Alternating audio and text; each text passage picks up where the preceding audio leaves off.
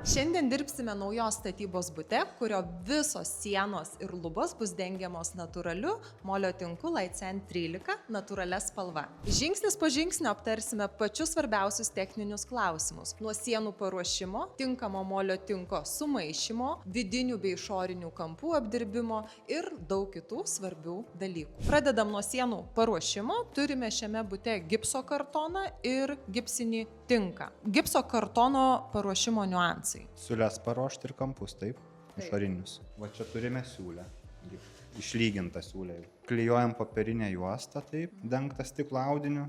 Knauf kurt vadinasi. Klijuojam ant košės, pralyginam ir po to antrą sluoksnį, kaip išdžiūsta, vėl pralyginam. Lygiai taip pat ir visi tvirtinimo čia varžtai, taip. Varžtai, lygiai taip pat išoriniai kampai. Esmė yra tame, kad neturi būti jokių peraukštėjimų, kažkokių įdubimų, braukiant ranką, plokštuma turi būti lygi. Ką naudojate išorinio kampo suformavimui? Naudojame aliumininį kampą rifliuotą, kad geriau sukiptų. Jisai rifliuotas yra. Ir čia uniflot glaistas knaufo. Priglaistom tą. Priglaistom, išlyginam. Ir čia išlyginta su reikutė yra. Išreikuota, o ne su glaistykliu. Kad nebūtų įdubę. Ir dabar labai svarbu paminėti, kai turime tą paruošimą iki glaistimo, bet jis tikrai turi tobulai būti atliktas, lieka gruntavimas. Tai vėlgi, kiekvienas meistras, ko gero, turės savo sistemas ir nėra vienos teisingos. Reikia žiūrėti, kaip jums patogu. Bet dabar, meistrai, Paulius su komanda, jie visą plotą visai neseniai pradėjo gruntuoti kontaktiniu gruntu ir net ir pirmas sluoksnis jis daug lengviau užsineša. Nebraižo, neraižo gipso, nelieka į režimų, fiksuojasi iš karto gerai. Galima viso ploto negruntuoti kontaktiniu gruntu, galima giluminiu gruntu, tada sulėtina džiūvimą, bet šiek tiek slidinėja akmenukas. Vienintelė vieta, kur būtina naudoti kontaktinį gruntą, tai yra išoriniai kampai ir juos galima teptuku, voleliu užsinešti, kad būtų daugiau. Jeigu galimybė yra, dengiame visą plotą kontaktiniu gruntu, jeigu dėl kažkokių sumetimų ar laiko neturite, ar jums turit gal giluminio grunto, galit visą plotą gruntuoti giluminiu gruntu, o tik kampus išorinius kontaktiniu gruntu su kvarcinio smėlio užpildu. Paulius labai nori parodyti, kaip kokybiškai išlygino. Neturi būti jokio tarpo. Jeigu piešia, liečiasi visa plokštuma. Eikim prie kitų klausimų, ko dažniausiai klausia mūsų klientai. Tai apie šešėlinės siūles, kur tu išėjai, nepabėg. Gerai, šešėlinės siūlės dabar bent jau Lietuvoje tai yra 100% praktika naujuose būstuose. Užsienyje, net ir artimojoje mūsų Lenkijoje, visiems dar kaip stebuklas tos šešėlinės siūlės. Tai papasako, kaip jos atliekamos, kokį tarpą tarp puskampio ir sienos reikia palikti. Tai paliekame apie 4 mm. Tai nuo priglaistyto puskampio turi likti 4 mm. Taip, suformuoti 4 mm tarpą reikia.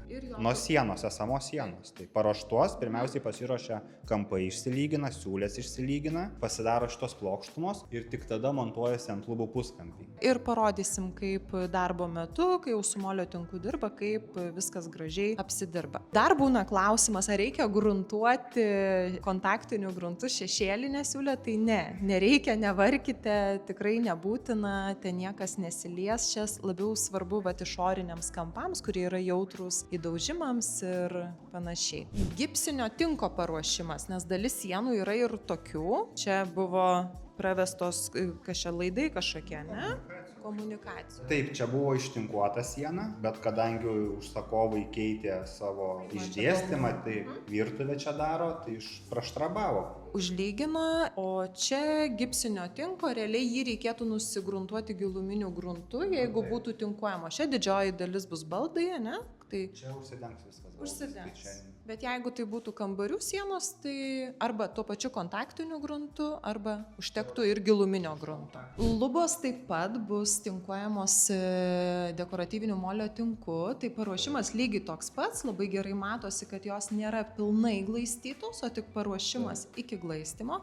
Tai šiaip ko gero daug greičiau atliekami tokie darbai, tie paruošimo darbai, negu dažymui ruošiant. Nu, tai. Nes jeigu ruoštumėm dažymui, tai dar reikėtų glaistyti. Nu, čia kokia 50% sutaupoma laiko. Nu ir matau, koks sudėtingiausias, ko gero, momentas ir meistrams. Šviestuvai. Priglaistomi šviestuvai. Tai nežinau net, ką apie juos gali pakomentuoti. Čia ko gero paruošimas, tai kaip paruošimas, bet sunkiausia bus su molio tinku juos apdirbti. Tai sunkiausia tiems, kas nežino kaip, o kai jau yra praktika, ko gero, ne taip ir sunku. Bet jie taip pat yra užgruntuoti su kvarciniu gruntu cilindrai, nes jeigu negruntuoji su kvarcu, tai slidinėja molis. Sunkiau pasidengia. Iš tiesų, Pauliau, kiek metų jau dirbam ir vat jūs kiek dirbat, dar kartą tikrai įrodom, kad viskas keičiasi, tobulėja. Anksčiau mes negruntuodavom kontaktiniu gruntu. Nes šiaip molio tinko sukibimas jis puikus. Tas gruntavimas kontaktiniu gruntu. Pasilengvini savo darbą. Dėl komforto.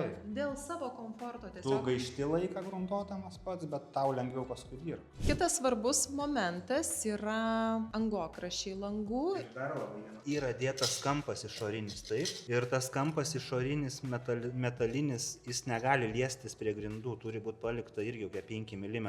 Nes jeigu atsiremsi grindis liesis, to pasekoje gali atitrūkti jisai nuo sienos. Ačiū už patarimą. Tai grįžkim prie angokraščio. Jeigu tik yra galimybė, būtinai rekomenduojame aplinkui daryti šešėlinės siūles. Dar įvairiai ten vadina, ten tuos, kas kompensacinius siūlės. Jo. Sprendimų yra ko gero ne vienas, irgi nuo meistrų priklauso, bet jūs čia darėt, papasako, kaip darėt. Darėm šešėlinę siūlę. Su puskampiu. Su puskampiu taip pat. Puskampis taip pat rifliuotas, kad geriau sukibtų. Ir čia daryta apie 2 mm tarpą. Ne kaip realu būtų, ne 4, o dvigubai mažesnis, bet ko mažiau matyti tą angą. Tokiu atveju tikrai čia yra ilgaamžis sprendimas, išvengsite trūkių aplink langus ir estetiškiau atrodo iš tiesų. Tikrai nepataupykite pinigų ir būtinai rekomenduojam daryti tokį sprendimą savo namuose. Ypatingai, kur yra dideli langai, vitrininiai, stumdomi,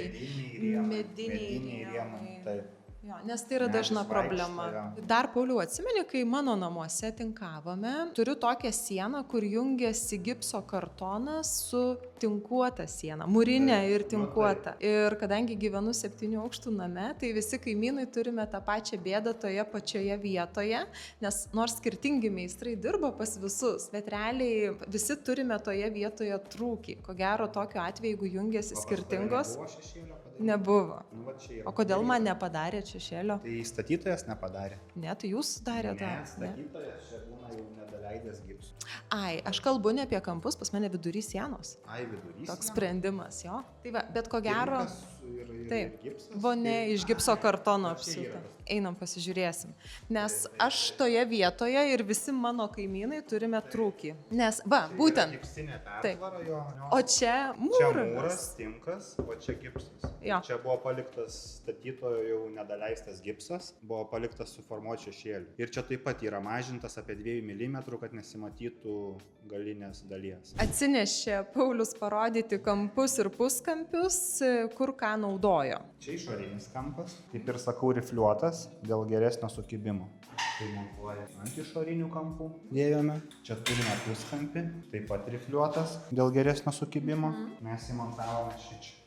Šešėlį. Ir ties lubomis tikriausiai. Ir ties lubomis. Ir turime lenktą puskampį.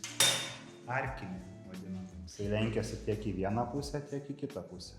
Tai mes jį montavome lenktoje šitoje vietoje, bet mes įdėjome visą pilną, kažkur net iki šitos vietos. O paskui jungiame jau ištisinį, kad kuo geriau išsiformuotų lenkimas, kad nepabaigti šičia kažkur, kur tik baigėsi, kad nebūtų laužimo. O jį paliekame toliau tiek čia, tiek ten iki galo esmė. Tai va, taip ir taip pat puskampis lenktas dėtas į šitą vietą.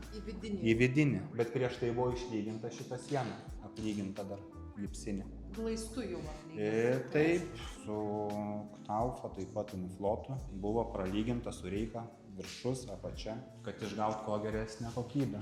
Ir taip pat šešėlis gavosi. Dar toks patarimas naujakuriams, kas įsirenginėjate namus, labai gerai yra paslėpti įvairiausius laidus, televizoriaus, muzikinių įrenginių, štai tokią darant revizinę angą. Tai Paulius sako, kad kas ką nori, tas tą naudoja.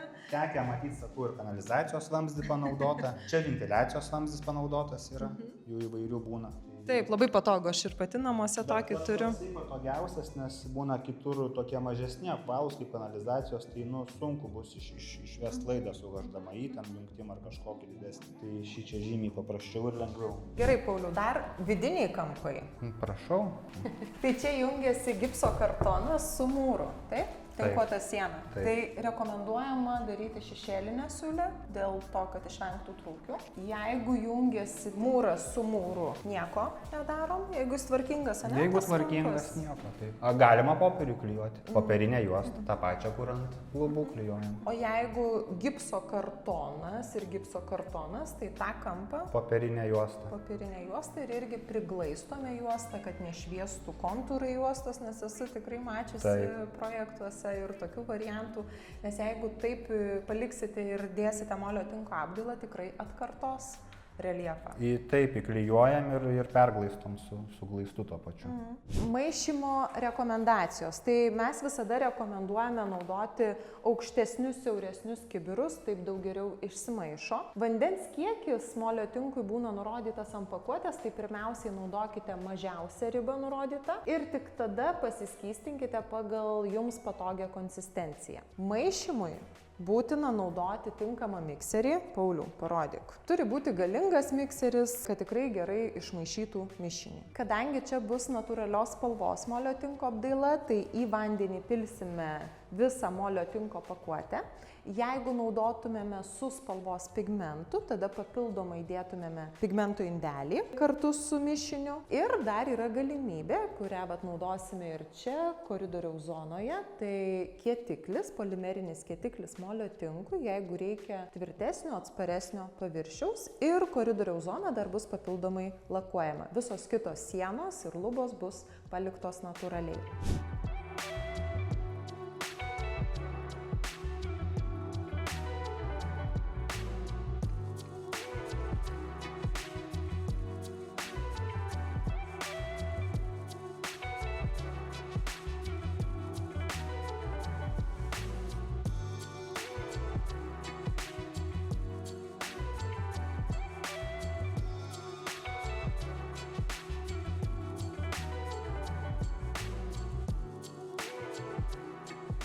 Išmaišius mišinį, paliekame jį pusvalandžiui pabrinkti, prieš darbus dar kartą permaišome ir jeigu jaučiate, kad reikia, galima šiek tiek pripilti papildomai vandens. Tai šiame kambaryje turime jau išdžiūvusi pirmąjį sluoksnį.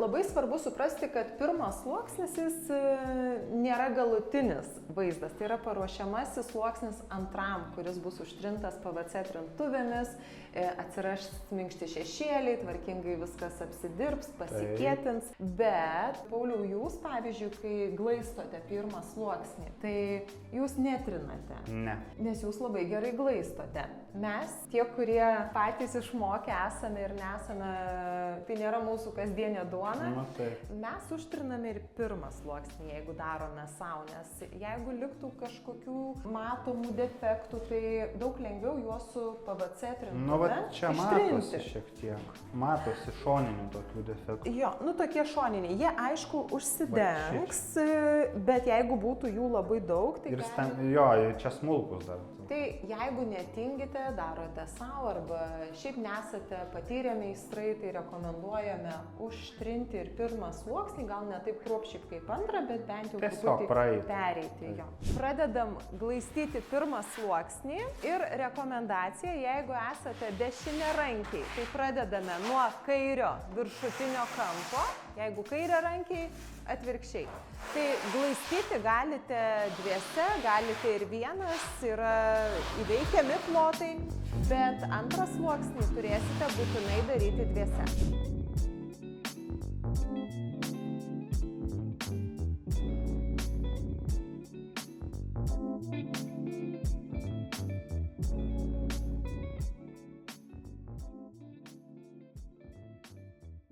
Reikėtų stengtis auginti plotą palei liniją jungimosi, tai įstrižai šiek tiek darbuotis, neiti tiesiomis linijomis žemyn ar į šoną, o Taip. Ir norint apjungti naujai uždėtą mišinį, pavyzdžiui, dedam ant jungimo linijos, geriausia, norint gražiai suvesti, įrankį dėti ant sauso ploto, keliauti per šlapę ir grįžti vėl į sausą.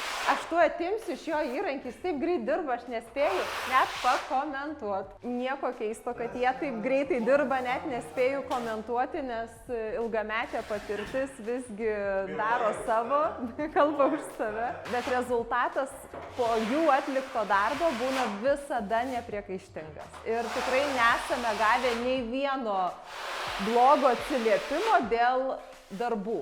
Dėl kultūros kartais tenka pasikalbėti, bet dėl darbų niekada.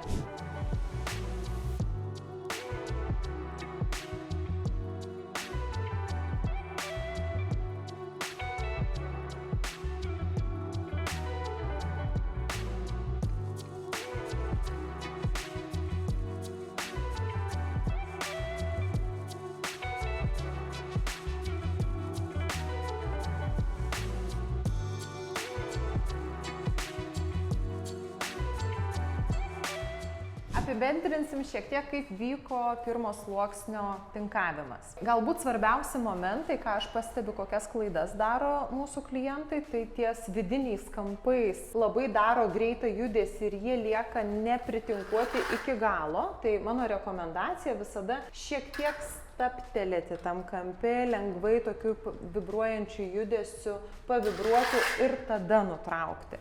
Taip gražiai užsipildys vidinis kampas. Ten, kur yra šešėlinė siūlė, Pauliau parodė. Galima, aišku, įrankių įvairiausių yra. Mes turim rekomenduojamų įrankių sąrašą, juos galima rasti ir mūsų elektroninėje parduotuvėje, bet glaistymo įrankiai tikrai tinka įvairūs, turite pasižiūrėti, kas jums patogu. Šie įrankiai nepakeičiami realiai, norint gražiai suformuoti paviršių, bet glaistymui galite naudoti daugą. Tai šešėlinė siūlė vidinio kampo, Pauliau, parodyk truputėlį, kad užkišti reikia šiek tiek giliau, kad į vidų. Kad nesimatytų taip. Taip, kad gražiai įkišti. Ir dabar dar meistrai glaisto puikiai, bet nepatyrę žmonės tikrai būna ir blaškos ant sienos, nežino, kur tą įrankį dėti, pasidaro visokių padėjimo žymių, arba mes vadinam riskelėmis, nežinau, kaip gražiai lietuviškai čia pasakyti, bet, lieka kažkokių bangelių, ne? Tai jeigu neturit gero įgūdžio glaistyti, tai labai ir nevarkite, o geriau naudokitės rekomendaciją užtrinti ir pirmą sluoksnį. Ir pamatysit, kad viską galima panaikinti. Tai jeigu turime pirmo sluoksnio glaistymo defektų, mes galim tiesiog juos užtrinti irgi. Va, tokiu būdu mes suvienodinam paviršių. Ir nebūtina labai kruopščiai, taip kaip antram sluoksniui, bet bent jau apjungti į visumą, kad tikrai nebūtų jokių bangelių ar įrankio padėjimo žymių ar įkirtimų. Nepatyrę gali glaistyti ir štai tokiu įrankiu. Yra tik didesnio dydžio. Ko gero su juo yra lengviau dėl to, kad galima paspausti visų kūnų šiek tiek glaistyklę į sieną. Nes dirbant su tokio tipo įrankiu labiau veikia ranka, riešas ir man bent jau pradžioje tikrai buvo labai sunku. Turime pirmąjį džiūvusį sluoksnį, ruošiamės antro sluoksnio tinkavimui. Tai prieš darbus apsigramdome vidinius kampus, jeigu būtų išorinių kampų, galima pašveisti švitrinę kempinėlę, išsivalome šešėlinės siūles ir plokštumą galima irgi šiek tiek prasigramdyti.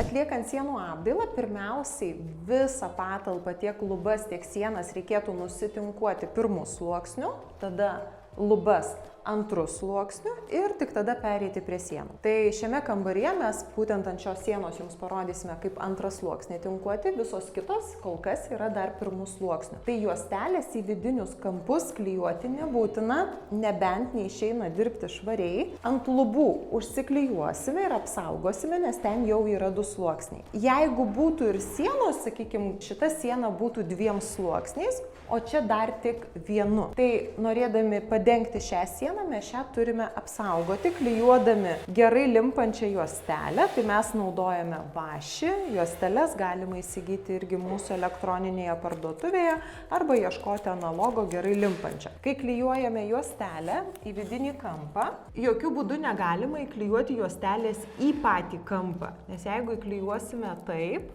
ir jūs užtinkuosite, tai nuimdami juostelę išlupsite molio tinką ir turėsite negražų vidinį kampą. Geriausia klijuoti paliekant bent jau milimetro tarpelį, tam, kad liktų vietos antro sluoksnio molio tinkui. O išdžiūvus plokštumai, būtent šiai plokštumai išdžiūvus, nulupame juostelę ir turime gražų vidinį kampą.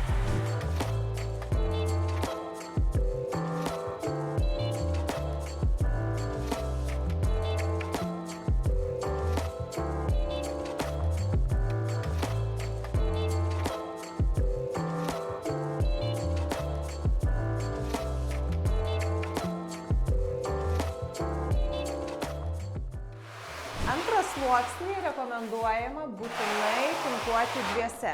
Vienas žmogus užneša molio tinką, o kitas užtrina PVC trintuve, kad atsirastų gražūs, minkšti molio tinko šešėliai.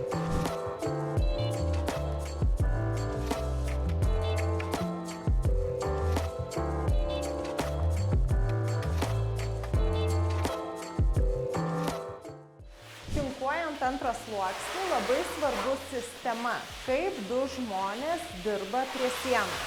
Mes visada rekomenduojame keistis lyg šachmatais. Taip visada atnaujinama kraštinė ir jinai neuždžiūna bei nemaišo vienas kitam. Dar labai svarbu, trinant, neužtrinti pačios linijos, kad suvesti šviežiai užteptą plotą būtų daug lengviau.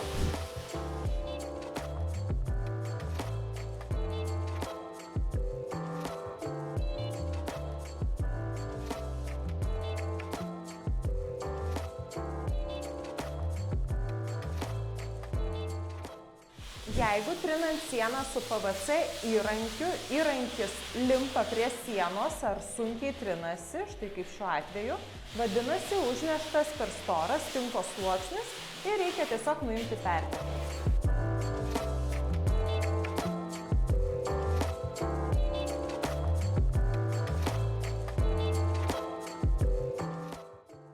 Lubos. Ar bijai, Pauliau? Ne. O bijojai kada nors? Jo. Bijojai. Tai tikrai gali atrodyti iššūkis.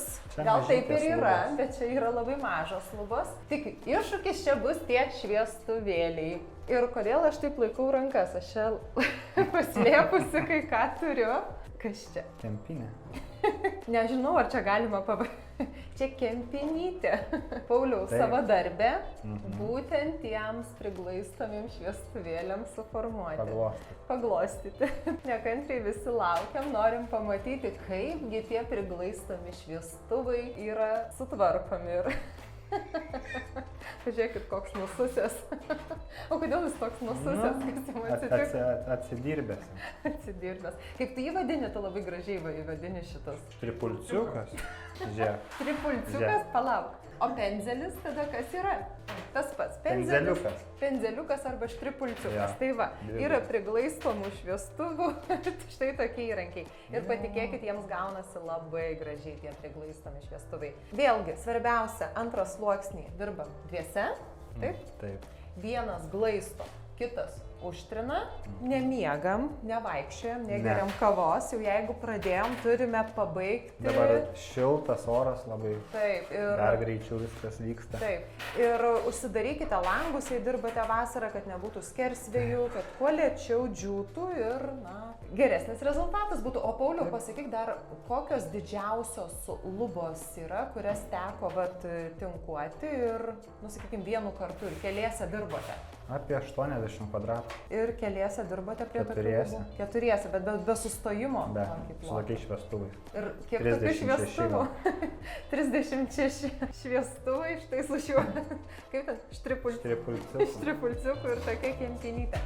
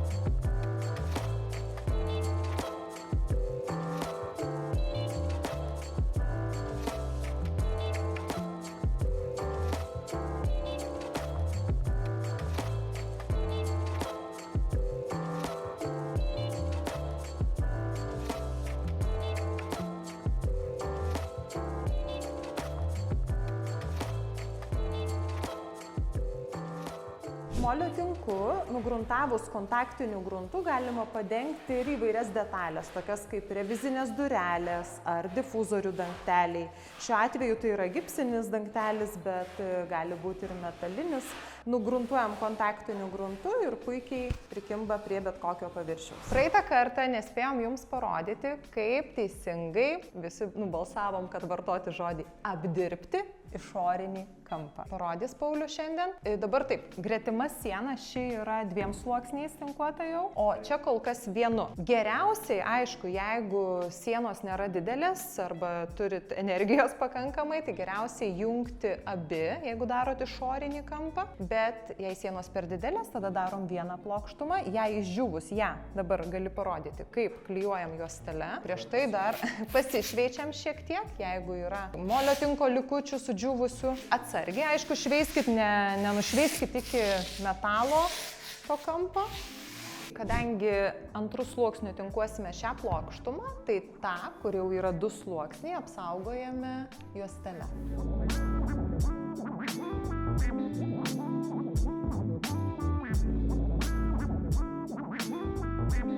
Kadangi lubos taip pat nutinkuotos 2 kartus, tai lubas lygiai taip pat apsaugojame juostele. Formuojant išorinį kampą labai svarbu pradėti dirbti nuo kampo į sienos vidų, nes dažna problema, ką tenka matyti objektuose, tai sugadinti kampai. Jeigu su įrankiu smarkiai braukiama yra į išorę, kartais nulaužiami kampai, atsidengia metalas ir panašiai. Dėl to arba šiek tiek įstrižai darbuotis reikėtų, arba į sienos vidų. Ir dar ką pastebime, kad iš tiesų išoriniai kampai dažnai atrodo gana neestetiškai, nors tikrai nėra sunku tą padaryti, tiesiog įsigilinkite į meistrų judesius ir pabandykite tai atlikti patys. Svarbiausia, nepalikti tik suglaistyto kampo, jį būtina, paskui užtrinti PVC trintuve, taip jis gražiai ir susiformuoja.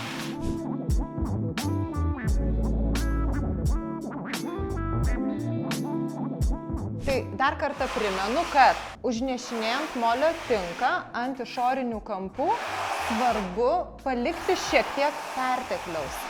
Mes jį paskui gražiai nuimsime, bet tai būsime garantuoti, kad išorinis kampas tikrai pilnai padengtas, nes irgi dažna problema, kad tiesiog trūksta pačios medžiagos ant išorinių kampų. Mišinio perteklių, ypač nepatyrusiems, rekomenduojame nuimti su ta pačia PVC trintuve, su kuria ir trinsite visą paviršių. Dar gali būti iš tiesų ne viena trintuvė naudojama, yra 2 rūšių, jas abi galite rasti mūsų elektroninėje parduotuvėje www.klei.lt. LT. Šitą meistrai labai vertina ypač ant didelių plotų, kai reikia plokštumą trinti, galbūt mažiau stringa. Aišku, mišinio pertekliaus nuėmimui galima naudoti tikrai bet kurį įrankį ir metalinį, bet dažna problema būna ta, kad be patirties žmonės tiesiog per smarkiai paspaudžia, netaip laiko įrankį ir patys išgremžia ir sugadina išorinį kampą. Tai su šitu įrankiu bus tiesiog saugiau. Labai svarbus momentas, ką Paulius dabar daro, tai iš visų instaliacinių dėžučių išsijama molio tinko perteklių, kad jis paskui nepradėtų mums čia čiuožti žemyn ant jau padarytos sienos. Na ir dabar tą išorinį kampą parodysime, kaip teisingai užtrinti, kad jis būtų dailus, tvirtas ir gražus. Tai PVC trintuve rekomenduojame nuo kampo išorės į vidų dirbti, labiau sukti. Ir paskui įstrižai šiek tiek apvalinti kampą. Aš gal parodysiu, man biškai bus geriau paaiškinti, aš nespėju sakyti. Atėmiau įrankį iš vyrų, nes taip greitai dirba, kad nespėju nieko pakomentuoti, tai labai trumpai ir greitai dabar. Kai nusijamame perteklių molio tinko, triname su trintuve nuo kampo išorės į sienos vidų ir šiek tiek įstrižai apvaliname patį kampą ir dar kartą į vidų susukame. Taip mes iššiaušime vėl kampą, nes jei sukčiau į kitą pusę, mes atšiaušiam molio tinką į išorę. Tai dirbame tik į vidų. Na ir štai, turime tikrai dailų gražų kampą, kurį džiūvimo eigoje galima dar kartą jau nusivalius įrankį. Galima pakietinti tada, kai siena susigeria vanduo ir siena pati nebeblizga ir palietus pirštais jau nebetepa. Tai yra tokios žymės, kad jau galima toliau darbuotis prie sienos ir ją pakietinti, kad jinai būtų glotnesnė ir tvirtesnė. Tai dabar, jeigu aš tą daryčiau dar anksti, nes dabar jis dar visiškai šlapias ir gyvas, kaip mes sakome, tai galime tik jį gražiai paformuoti, o vėliau ir pakietinti lygiai tokiais pačiais judesiais. Iš tiesų, sienų lakavimas, ko gero, vienas atsakingiausių etapų dekoruojant sienas molio tinku. Po daugybės metų paieškų pagaliau radome mūsų reikalavimus atitinkantį produktą. Šis lakas, Mr. Clay Varnish numeris 1, yra visiškai matinis, pirmos atsparumo klasės ir tikrai palyginus labai gerai dengiasi, bet reikia žinoti tam tikrus niuansus. Lakuojamos tik namų sienos, lubų tikrai niekas nelakuoja ir tikrai nereikia to daryti, bet prieš lakavimą turime apsaugoti tiek lubas, tiek gretimas sienas. Čia labai daug kalbėčiai. Galvojau, bus gražus įrašas, tvarkingai sudėliotas, bet žinokit, nebus, nes apie tą lakavimą labai daug yra ką papasakoti ir labai daug o, bet, tačiau. Tai aš dabar viską greitai supasakoju, informaciją kažkaip atsirinksite, daug kas aprašyta mūsų elektroninėje parduotuvėje tinklaraščio skiltyje ir manau tikrai padarysime dar atskirą video būtent apie lakavimą, nes tai yra labai labai svarbu. Tai visų pirma, yra lubos, yra sienos. Lubų mes nelakuojame, tikrai nereikia, svarbu neužmušinėkite jokių musių ant sienos, o jei jau užmušite ir liks dėmė, paskaitykite mūsų puslapyje, kaip tinkamai valyti.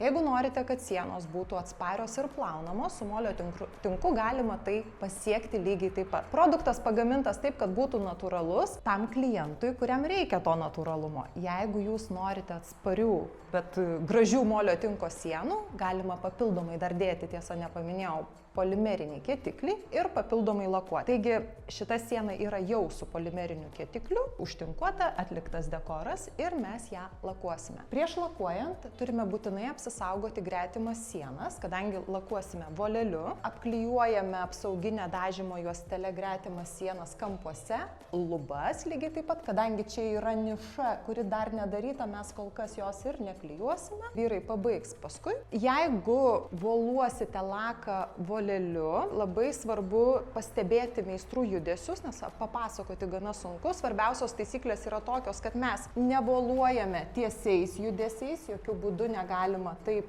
daryti ir nedarom jokių apvedimų visų perimetrų, nes tikrai turėsite patamsėjimus, negražias dėmes. Lakuojame tolygiai. Galima naudoti ir didesnį volelį. Vyrai įpratę su 15 cm ilgio voleliu, jie dirbs dviese, ką šiaip ir rekomenduojam daryti, ypač ant didesnių sienų.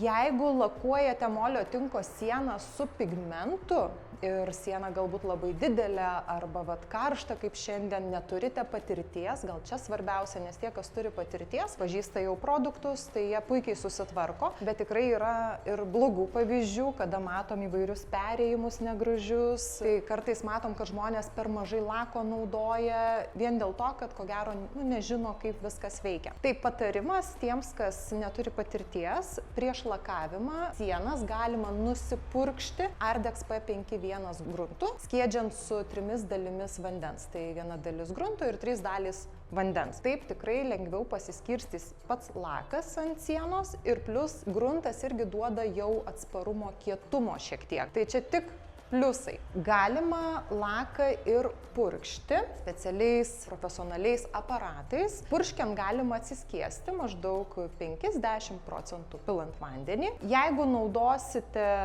ir lakuosite voleliu, tai mes šiaip nerekomenduojame skiesti. Jis yra gana tirštas, bet tas tirštumas yra gerai, nes jis nebėga žemyn ir gana lengva paskirstyti paviršiumi. Mr. Clay varniš numeris 1 lakas yra vandens pagrindo. Prieš darbus jį būtina gerai permaišyti.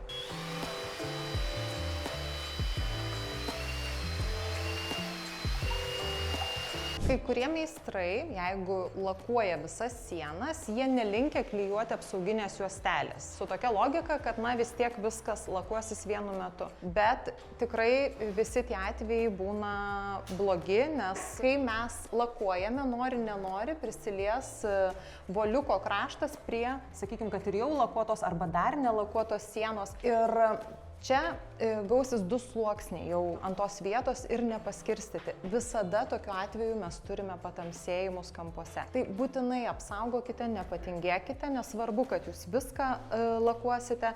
Pirmiausiai kaip lėktuve. tą nusilakuojam ir paskui kitas. Tai bus saugiausiai ir tikrai rezultatas bus labai gražus.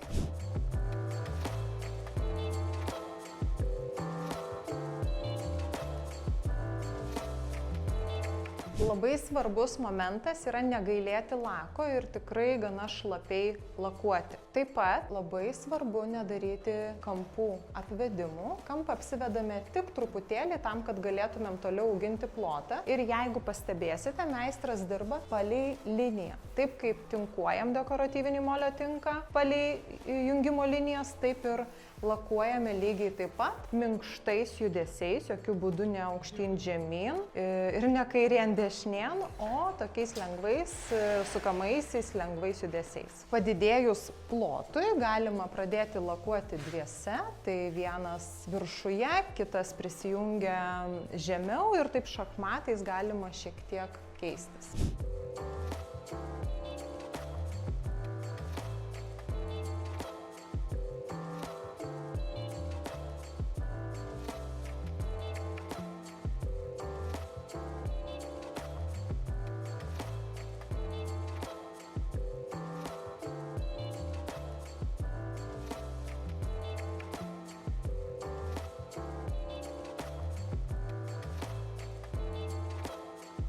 Lako užnešimui ant sienos rekomenduojame naudoti Storch Durastar 12 volelius vidutinio ilgio plauko. Jie ne tik gerai sugeria laką, bet ir puikiai atiduoda į sieną.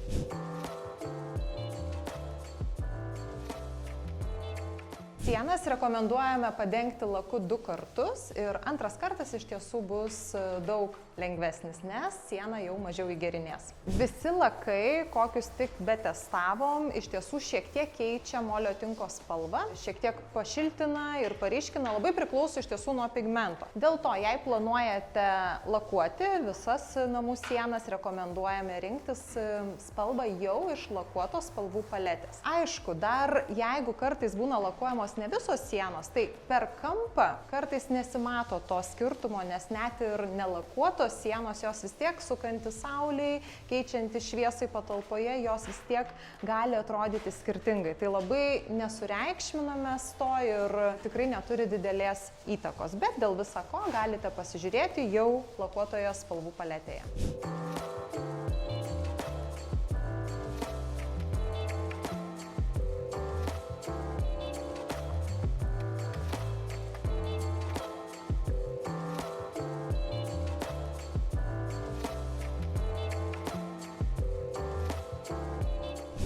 meistrai savo darbus baigė, o butas pagaliau tampa namais. Šiame projekte užsakovai pasirinko Laicen 13 natūralų mišinį, natūralios spalvos ir buvo tinkuotos visos buto lubos ir visos buto sienos. Iš tiesų vaizdas ir jausmas tikrai be galo jaukus ir tie minkšti šešėliai suteikia, atrodo, dar nėra net interjero detalių, nėra baldų, bet jau turi charakterį. Na ir aišku, labai džiugu, kad meistrai puikiai atliko savo darbą, nes tikrai galim net apžiūrėti visą projektą. Tobulai nutinkuotos lubos, ką pirmiausiai pastebiu, nėra jokių sujungimų, tik gražų šešėliai. Puikiai apdirbti, priglaistomi šviestuvai, išoriniai kampai, vidinių kampų turime nemažai. Tikrai labai kruopščiai viskas atlikta ir tai irgi iš tiesų sukuria tikrai didelę pridėtinę vertę pačiam molio tinkui. Visa koridoriaus zona, kadangi bus tikrai dažnai praeinama ir yra gana siaura, tai buvo lakuota